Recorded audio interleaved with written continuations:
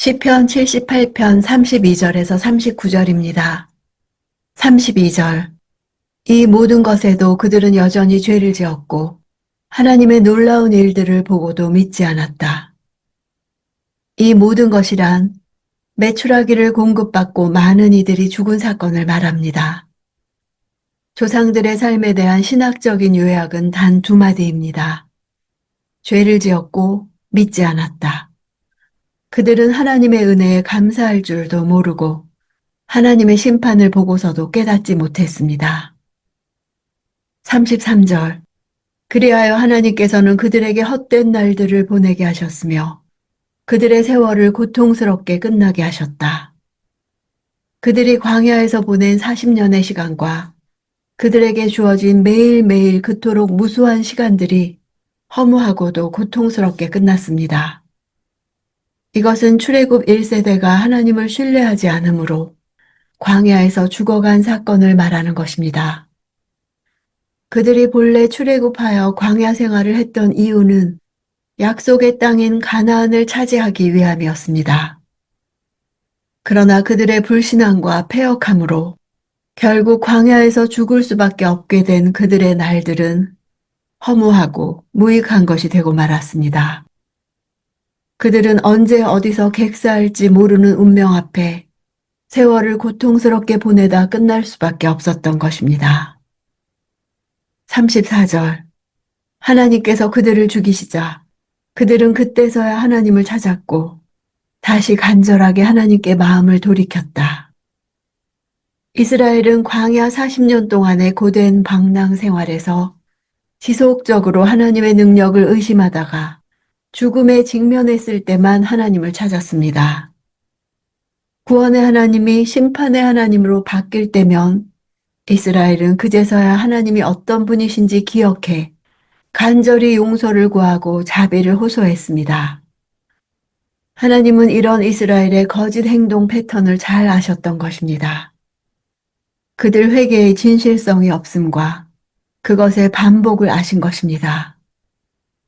그들이 회개한 것은 일시적으로 위기를 모면하고 하나님의 진노를 잠재우기 위한 임시 방편에 불과한 것이었습니다. 35절. 그제야 그들은 하나님이 그들의 반석이심을, 지극히 높으신 하나님이 그들의 구속자이심을 기억했던 것입니다. 위기 상황을 맞이하여 일시적으로 회개의 자세를 취한 이스라엘 열조가 기억한 두 가지 사항을 제시합니다. 먼저 그들은 하나님이 반석이심을 기억했습니다. 반석은 어떤 사물의 기초, 근간을 비유할 때 사용합니다. 하나님께서 이스라엘 백성의 삶의 기초임을 나타냅니다. 이처럼 삶의 기초가 하나님이기 때문에 그들은 하나님을 벗어나서 살 수 없고 오직 하나님만을 의지해야 했습니다. 두 번째 그들이 기억한 것은 지존하신 하나님이 그들의 구속자시라는 사실입니다. 구속자는 고엘입니다. 하나님께서 대가를 치르고 그 백성에 대한 권리를 찾아오셨다는 뜻입니다. 이때 구속받은 사람은 하나님의 소유가 되는 것입니다.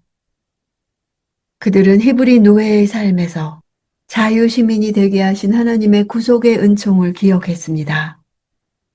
그들이 곤경과 위기에 처하게 되자 비로소 하나님과 자신들의 관계를 상기하게 되었던 것입니다. 36절. 그러나 여전히 입만 놀릴 뿐 혀로는 거짓말을 했다. 입만 놀린다는 표현은 유혹이나 속임, 설득의 방법으로 상대방으로 하여금 어떤 잘못에 대한 도덕적 판단을 약하게 하고 그것을 받아들이게 하는 행동을 나타내는 것입니다.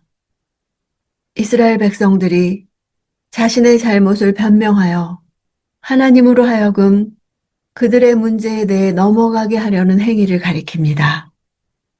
즉 그들은 자신의 잘못을 진심으로 회개하고 하나님 앞으로 돌아왔던 것이 아니라 자신의 죄책을 피하고 문제를 덮어버리고자 하나님 앞으로 나아왔던 것입니다.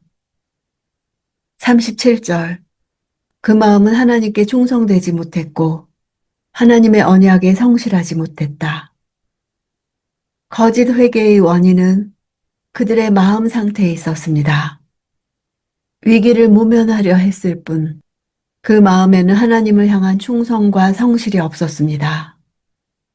회개는 단순한 말의 고백이 아니라 삶의 방향을 전환하여 하나님을 향한 새로운 의지와 각오를 정하고 하나님의 뜻에 따라 사는 삶 그 자체입니다.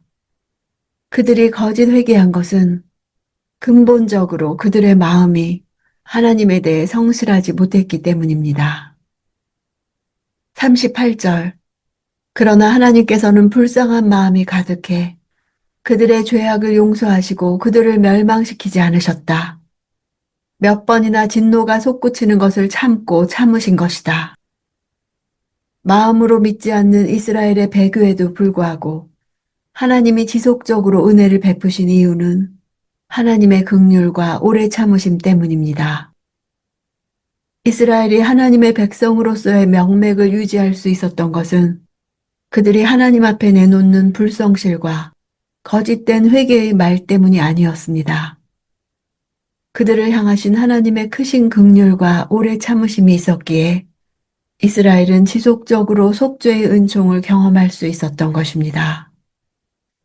39절. 그들이 그저 육체에 지나지 않는 존재인 것을, 다시 돌아오지 않는 지나가는 바람인 것을 기억하셨기 때문이다. 하나님이 긍휼을 베푸시고 오래 참으신 이유는 그들이 어떤 존재인 것을 기억하셨기 때문입니다. 육체에 지나지 않는 존재와 바람인 것은 인간의 연약함을 나타내는 동일한 표현입니다. 육체에는 죽을 수밖에 없는 인간의 연약함을 부각시킵니다. 너무나 쉽게 부패되고 손상되는 존재인 것입니다. 바람은 눈으로 식별할 형체조차 없는 덧없는 존재로서의 인간의 연약함을 부각시킵니다. 이스라엘은 하나님이 누구신지 잊었지만 하나님은 사람이 누군지 잊지 않으셨습니다. 우리는 본질적으로 연약한 존재입니다. 그렇기에 우리는 하나님의 도움이 매 순간 그리고 영원히 필요합니다. 오늘은 반석 위에 서서 하나님을 찬양하지만 내일은 깊은 수렁에 빠져서 처절한 탄식으로 눈물 흘리며 하나님을 찾을 수도 있습니다. 하나님의 구원하심이 과거뿐 아니라 현재 나의 삶 속에서 날마다 새롭게 있다는 것을 기억하기 원합니다. 하나님께서 날마다 새 일을 행해 주시며 지금도 날마다 새롭게 창조하시며 날마다 온전한 구원으로 인도하시는 것을 믿습니다. 그 하나님으로 인해 만족하다고 고백하기를 원합니다.